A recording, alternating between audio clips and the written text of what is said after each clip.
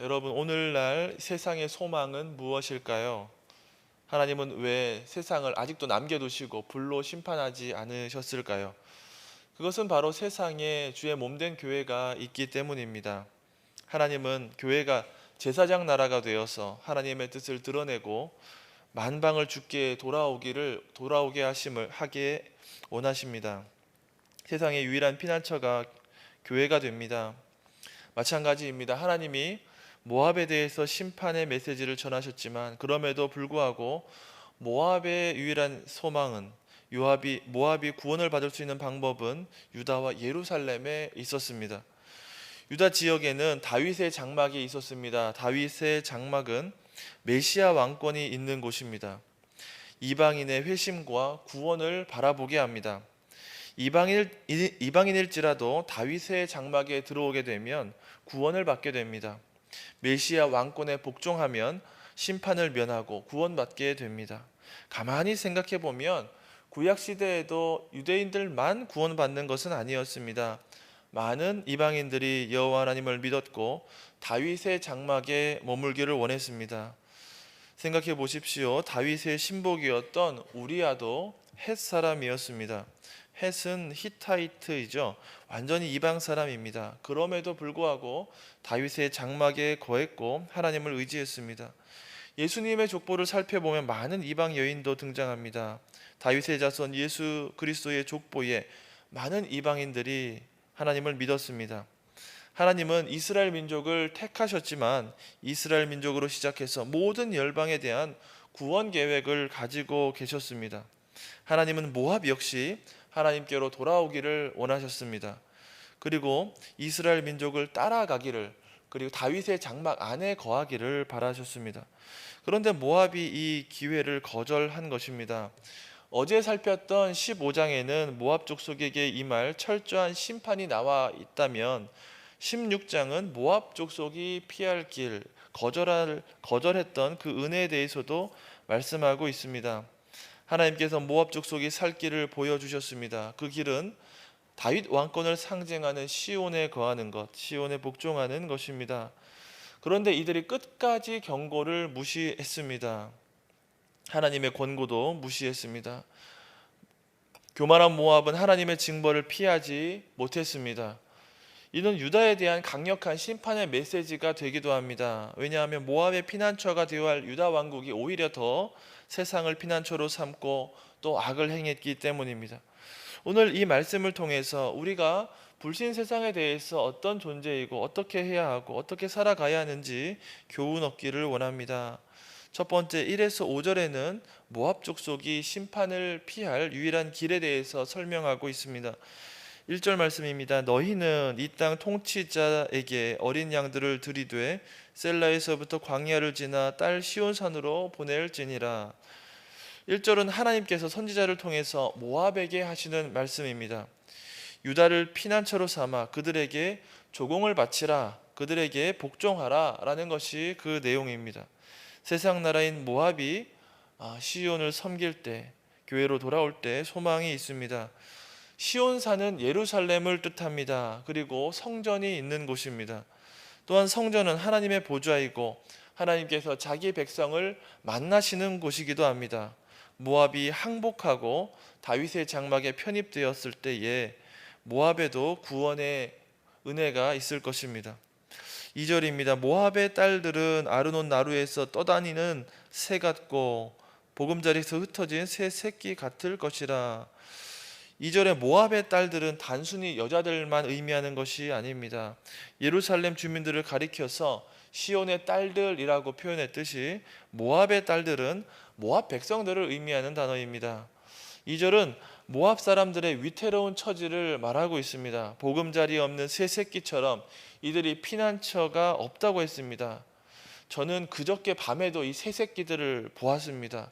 저녁에 홍천에 이제 초등부 수련회 장소를 다녀오다가 오리 새끼들이 한 3마리 4마리 무리를 지어서 도로 위를 건너고 있는데 얼마나 놀랐는지 모릅니다. 제가 차로 치어 죽일 뻔했기 때문입니다. 어미새가 없이 보금자를 이탈한 이 새 새끼들이 얼마나 위험한지 모릅니다. 언제 죽어도 이상하지 않을 만큼 그런 위험한 상태입니다. 모압의 상태가 바로 이런 새 새끼들 같다, 그렇게 위태로운 상태라는 표현입니다. 모압의 유일무이한 피난처도 시온산의 성전에서 다스리시고 계시는 여호와 하나님입니다.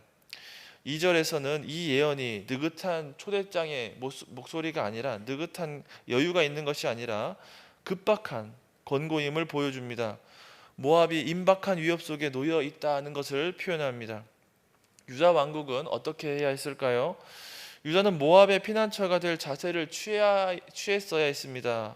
모압을 구해내고 복음을 전하고 제사장 나라가 되어서 이들을 선도해야 할 책임이 있습니다. 3절이 그런 내용입니다. 너는 방도를 베풀며 공의로 판결하며 대낮에 밤같이 그늘을 지으며 쫓겨난 자들을 숨기며 도망한 자들을 발각되게 하지 말며.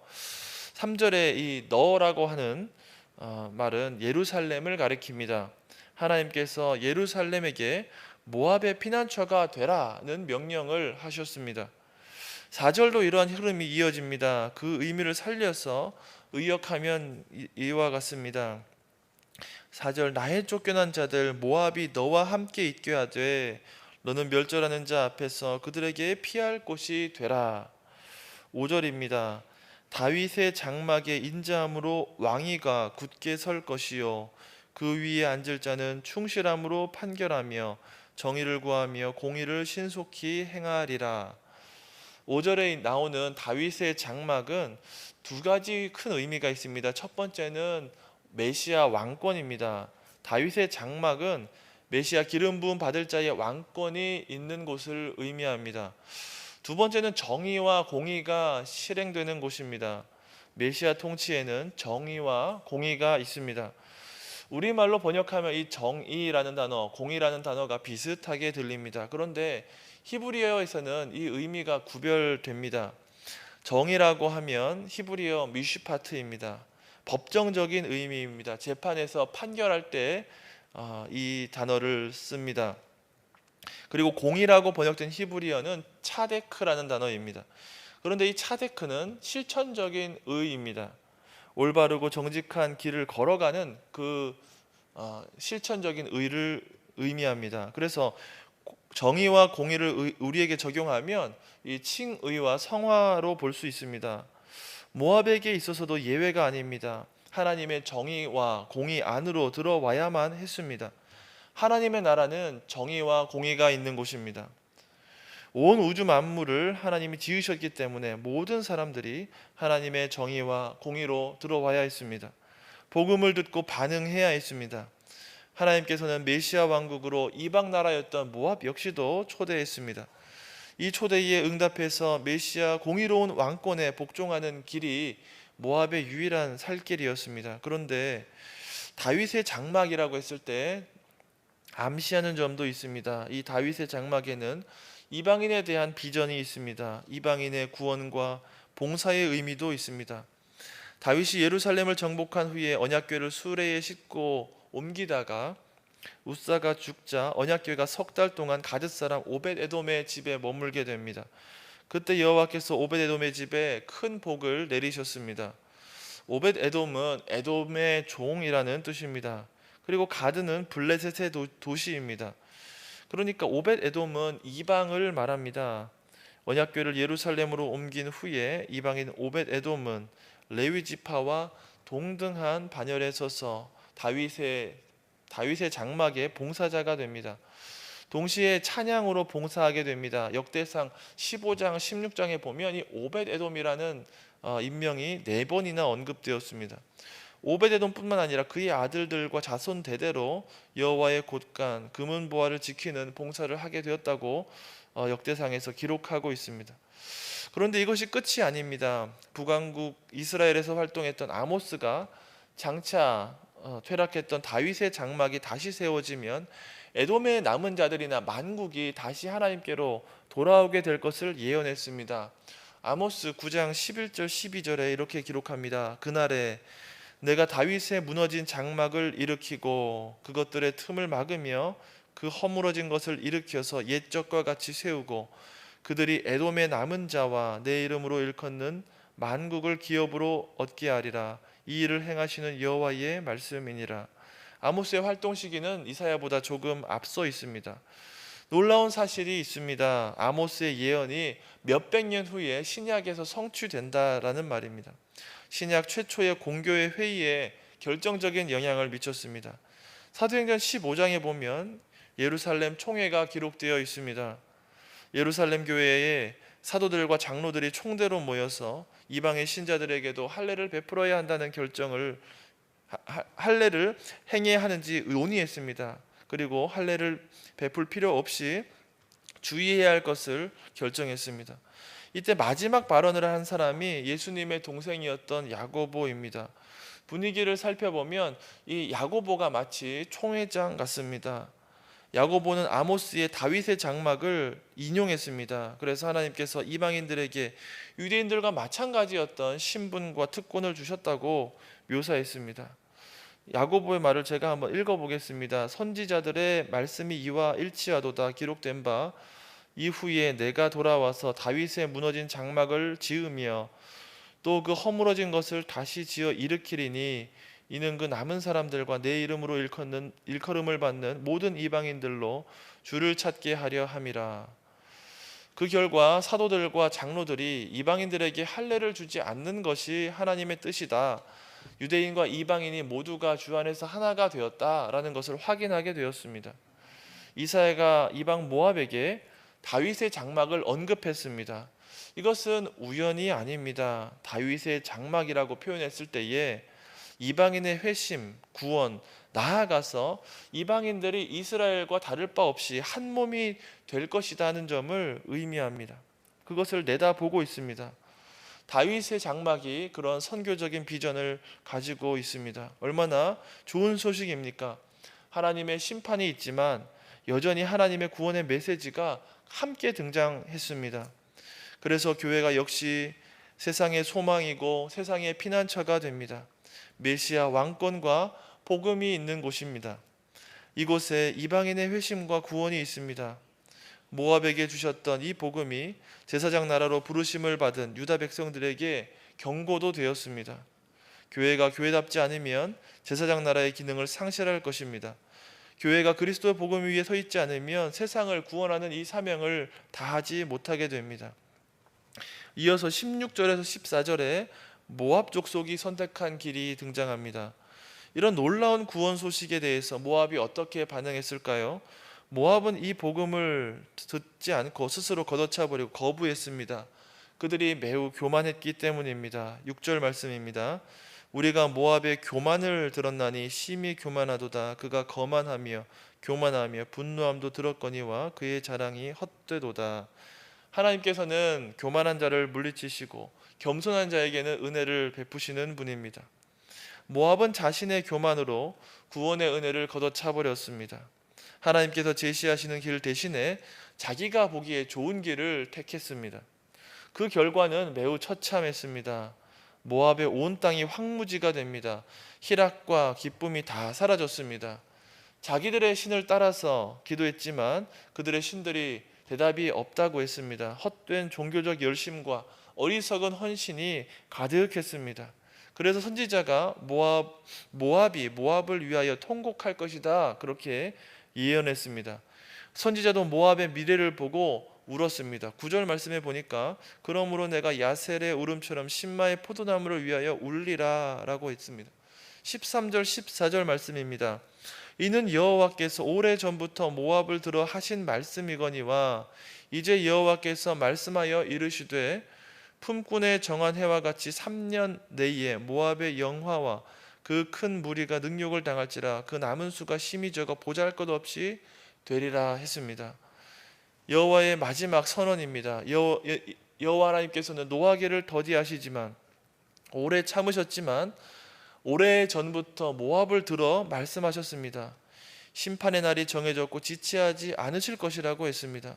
이제 3년 남았다 이렇게 말씀하고 있습니다. 이 말씀을 거절한 모압은 심판의 길로 접어들게 될 것입니다. 여러분 오늘날 모압을 찾아볼 수 있습니까? 찾아볼 수가 없습니다. 고고학에서는 이 모압을 조금 연구하다가 관심이 거의 없습니다. 많이 연구가 되지도 않습니다. 역사 속에서 다 사라지고 잊혀져 버렸습니다. 모압이 이러한데 유다는 어떠하겠습니까? 하나님께서 유다에게는 모압보다 훨씬 더 많이 은혜를 베풀고 더 오래 인내하셨습니다. 모압은 말씀을 거절한 죄인의 비참함을 보여줍니다. 유다도 예외가 아닙니다. 하나님께서는 유다에 대해서는 훨씬 더 오랫동안 인내하셨기 때문에 말씀을 거절하고 쇠락의 길로 접어든 모압을 보면서 유다 역시도 깨달아야 했습니다. 모압을 향한 이 경고가 이스라엘에 대해서, 시온에 대해서 경고가 되어야 했습니다. 불신자들만 하나님의 심판이 대상이 되는 것이 아닙니다. 하나님께서 자기 백성의 죄악을 더욱더 책망하는 분이십니다. 왜냐하면 더욱더 많은 은혜를 받았기 때문입니다. 하나님께서 주의 몸된 교회를 통해 한량없는 사랑과 은혜를 베푸시기를 원합니다. 그런데 이것을 무시하는 자기 백성에 대해서는 심판하실 것입니다. 베드로전서 4장 17절에는 이렇게 말씀하십니다. 하나님의 집에서 심판을 시작할 때가 되었나니 만일 우리에게 먼저 하면 하나님의 복음을 순종하지 아니하는 자들의 그 마지막은 어떠하며 또 의인이 겨우 구원을 받으면 경건하지 아니한 자와 죄인은 어디에 서리요? 이방 나라가 아니라 예루살렘에서도 심판이 있습니다. 교회는 세상의 소망이 되어야 되고 세상의 피난처가 되어야 됩니다. 이 사명을 잊어버리고 전도와 선교의 문이 막히고 여기서 끝나는 것이 아닙니다. 하나님의 비전을 잊어버리고 제사장 나라가 되기를 포기한 교회에 대해서는 하나님께서 책망할 것입니다. 하나님의 심판을 두려워하면서 우리 서울시민교회가 하나님 나라의 사명을, 제사장 나라의 사명을 다하기로 다짐하시기를 주님의 이름으로 축원합니다. 아멘. 기도하겠습니다. 하늘에 계신 우리 아버지, 아버지의 이름을 거룩하게 하시며 아버지의 나라가 오게 하시며 아버지의 뜻이 하늘에서와 같이 땅에서도 이루어지게 하소서. 오늘 우리에게 일용할 양식을 주시고 우리가 우리에게 잘못한 사람을 용서하여 준 것 같이 우리 죄를 용서하여 주시고 우리를 시험에 빠지지 않게 하시고 악에서 구하소서. 나라와 권능과 영광이 영원히 아버지의 것입니다. 아멘.